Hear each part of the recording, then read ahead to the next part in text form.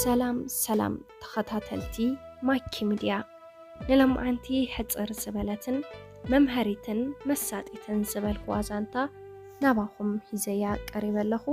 ክሳብ መወዳእታ ምሳና ጽንሑ ሰናይ ምክትታል።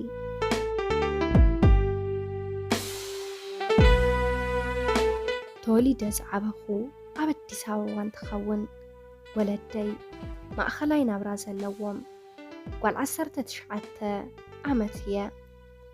ምን ኣስሕዋተይ ምን ኣስሓፍተይ ጓል 12 ዓመትን ወዲ 9 ዓመት ሓወለኒ። ኣቦና ብኮቪድ-19 ህይወቱ ካብ ዝሓልፍ 1 ዓመትን 9 ወርሕን ኮይኑዎ ኣቦና ንኣና ንደቁ ኩሉ ነገር ተይሓረፈ ዝሃበ ናይ ሓቀኛ ኣቦ ኣብነት ዝኾነ ምንም ከይጎለና ዝከኣሎ ኩሉ ኮይኑልናዩ። ብኡልክዕ እውን ኣዴና እውን ኩሉ ናይ ደ ፍቕርን ስነ ምግባርን ልውሃትን ኣምሂራ ንዓና ዘዕቤትና እንትትከውን ኣብ ዝሓለፉ 3 ዓመታት ግና ምኽንያቱ ብግልፂ ዘይተፈለጠ ሕማም ትሳቃ ነበረት። ሕማማ ብፍላይ ኣቦይ ድሕሪ ምዕራፉ ብጣዕሚ ገደዳ። ንሕና እውን ህይወት ብዘይቦና ተቐቢልካ ምንባር ብጣዕሚ ከቢድ ወላ እኳ እንተኾነና ኩሉ ነገር መቐባልና ግና ግድን ኮነ። ናይቲ ገዛ ናይ መጀመርታ ቆልዓ ከም ምዃነይ ሓላፍነታት ብዝከኣልክዎ መጠን ክዋፅኦ ነይሩኒ። ወላዲተይ እውን ከተሓመማ ቀፂለ ብዓብይኡ ናተይን ናይ ሓወይን መልክዕ ካብ ኣቦና ዝወሰድናዮ ስለ ዝኾነ ብጣዕሚ ቆናጂና። ምን ኣስሓፍተይ ድማ ነደያ ትመስል ብርግጽ ካባና ዝሓሸ ተብሃለ ዝሕግዝ ቤተሰብ የብልናን።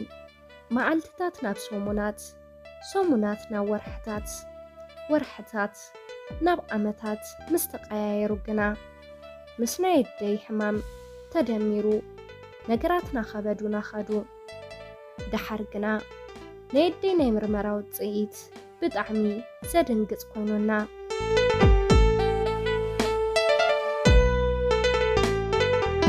ናይ ማህፀን ካንሰር ኮይኑ ብፍጥነት ናብ ወፃኢ ኸይዳ ክትሕከም ከም ዘለዋ ተደንግያ ግና ንህይወታ ኣመና መስጊኢ ምዃኑን ናብ ዘይምድሓን ደረጃ ከም ዝበጽሕ ተነጊሩና።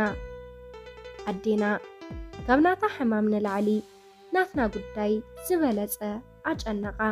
መጻኢ ጸልማት ቀሪቡና ተረአያ ዝገደደ ተጎድዐት ኮቦርታ ተሸፊና ኣምላኻ እናበኸየትን ናማረረትን እናለመነትን ንደቀይ ማንም ስለ ዘይብሎም ንደቀይ ክትብል ኣድሕነኒ ክትብል ሰሚዐያ። ናይ ብሓቂ ነደይ ንምድሓን ብዙሕ ነገራት ንምፍታን ወሲነ ብመሓዘይ ገይሩ ኩሉ ሻብ ናይ ፍቕሪ ዘረባ እንዳልዐለ ዘሽግረኒ።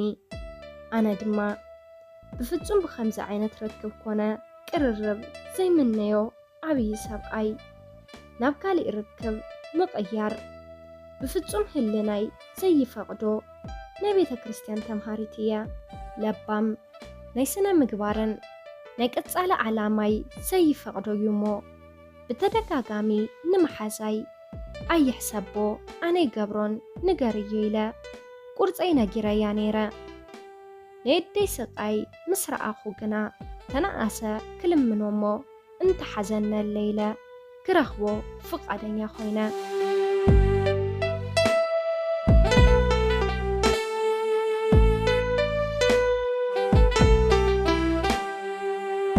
ግና ምስ ተራኸብና ኣብ እግሩ ወዲቐ ኣነ ቆልዓ ምዃነይን ንቐጻሊ ብዙሕ ተስፋ ዘለኒ ምዃነይ ናትካ ጓልጓልካ ወይ እውን ጓል ወድኻ ይኸውን እየ በጃኻ ሓሳብካ ቀይሮ እሞ ጭንቀተይ ተረዲእኻ ንወላዲተይ ኣድሕነለይ ክብል ለሚነዮ። ንሱ እውን ነዴኺ ናብ ዝኾነ ይኹን ሃገር ወሲደ ምሕካም ንዓየ ይኸብደንን ግና ድሌተይ ተማሊእ ኽለይ ጥራሕ እየ ከምኡ ዝገብር كبل ملسلي يخون انتاي دليتكا كبل طيقايو مخنياتو عدي كتموتنيا أب عبي جنكت إيزلغو نسوون كم زخبل ملسا كاواخي دنقل الناخن قول عني دالية نسو تمالي إخي عديخي كتدحنيا نسخون كابت أقام السراخ خوينكي كتواتيخي كبل ملسلي قدف زي قبر نقر أي تقبر هلناخا كتوقسك عيا انتبالكوون نسوقنا قوالو مزخونو مساي بزح نقر تمنيا حدار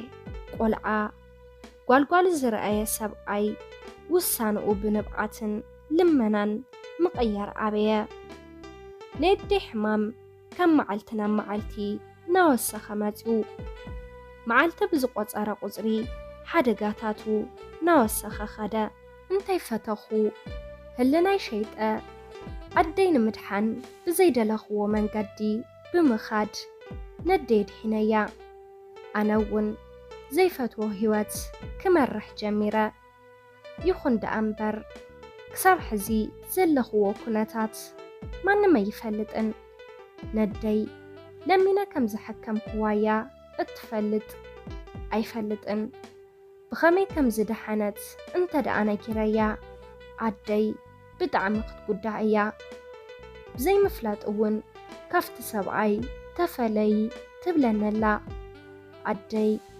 التسبعي فتي استمر أخوه فتي زقرب قوه أيوز مسلا قنا كافت سبعي كفلي أي كإلن انت خقبر كم زلاني أي فلتن بجاخم حساب رئيتوخم أبناي كومنت مصحف بوتا قدافو لي